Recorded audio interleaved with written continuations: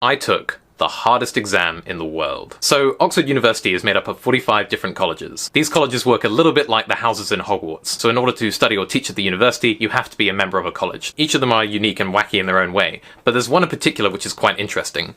All Souls College. This college has no undergrads whatsoever. You can only apply to it if you already have an Oxford degree or you're currently studying a postgrad there. The college only lets in 1 to 2 members every year, and it selects these members through what's sometimes called the hardest exam in the world. And this examination's been running since 1878. All applicants have to sit 4 3-hour examinations, 2 specialist papers where you get to choose your subject, and 2 general papers which everyone has to sit. The subjects you can choose from for the specialist paper are classics, English literature, law, history, politics, philosophy, and economics. No sciences, only humanities. So when I was doing my master's in 2018, I thought, I'll have a go at this. Naturally, I picked philosophy. For all of the papers, you get a list of roughly 20 questions, and you get to pick 3 of them to write an essay on. And the questions are brilliant. Some of the questions that appeared in the philosophy paper which I did were things like, should we try to define art? Or do we have reasons to love those that we love? And some of the questions that appeared in my general paper were things like, can satire be constructive? Or what if there were no hypothetical questions, which I used to prove that aliens exist. And until 2010, you had to do a 5th exam, which was an essay written about a single word as a prompt. For example, water